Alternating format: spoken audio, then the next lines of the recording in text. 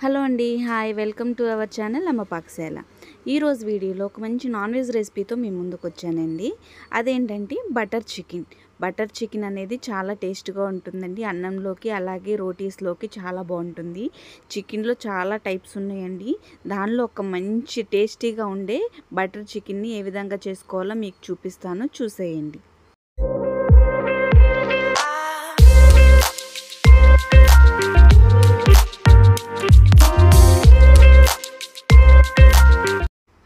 ఈరోజైతే మా బాబు నేనే వీడియో తీస్తాను, నేనే చేస్తానని ఒకటే గొడవండి. అందుకే వాడితోనే చేయించాము.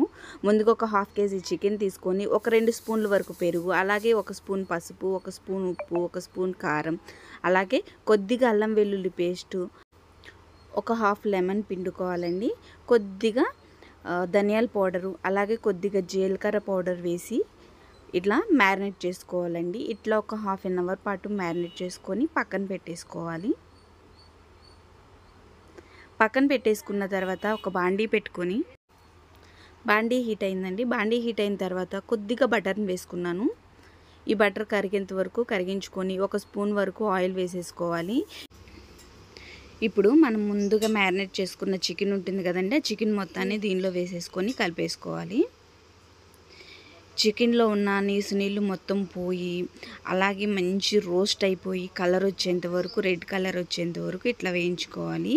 చూసారు కదా, బటర్ కూడా నాకు పైకి తేలుతుంది. ఇప్పుడు వరకు ఉంచుకోవాలి. ఇలా ఉంచుకున్న తర్వాత ఈ ముక్కలన్నిటిని తీసుకొని పక్కన పెట్టేసుకోవాలండి. ఈ విధంగా అయితే సరిపోతుంది. ఇప్పుడు అదే బాండీలో సన్నగా చాప్ చేసుకున్న ఆనియన్స్ని కూడా వేసుకొని ఒక 50% వరకు మగ్గించుకుంటున్నాను.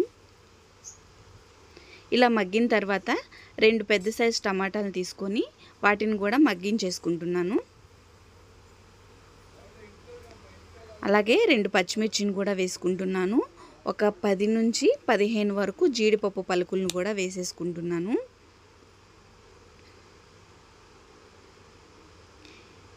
ఇవి మొత్తం మగ్గిపోయింది కదండి. ఇలా మగ్గిపోయిన తర్వాత కొద్దిగా వాటర్ని యాడ్ చేసుకుంటున్నాను.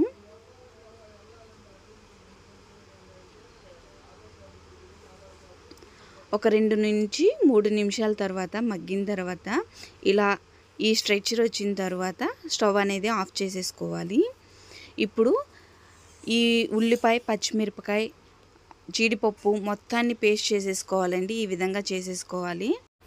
ఇప్పుడు బాండీలో 2 స్పూన్ల వరకు ఆయిల్ని వేసుకొని మనం ప్రిపేర్ చేసుకున్న పేస్ట్ ఉంది కదండి, ఉల్లిపాయ, పచ్చిమిరపకాయ, టమాటా, అలాగే జీడిపప్పు, ఈ పేస్ట్ మొత్తాన్ని వేసుకొని పేస్ట్ అనేది మగ్గేంత వరకు ఉంచుకోవాలి. తర్వాత 1 స్పూన్ వరకు కారాన్ని, రుచికి సరిపడా ఉప్పును వేసేసుకోవాలి. ఇప్పుడు మనం ముందుగా వేయించుకున్న చికెన్ ముక్కలు ఉన్నాయి కదండి, వీటిలో కలిపేసుకోవాలి. ఈ ఉప్పు, కారం, మసాలాలు మొత్తం పేస్ట్ ఉన్న మసాలాలు మొత్తం చికెన్ ముక్కలకు పట్టేయాలండి. అప్పటి వరకు అలా కలుపుకుంటూ ఉండాలి. ఇలా కలుపుకున్న తర్వాత ఆయిల్ అనేది సెపరేట్ అయిన తర్వాత గ్రేవీ కోసం కొద్దిగా వాటర్ని యాడ్ చేసుకుంటున్నాను.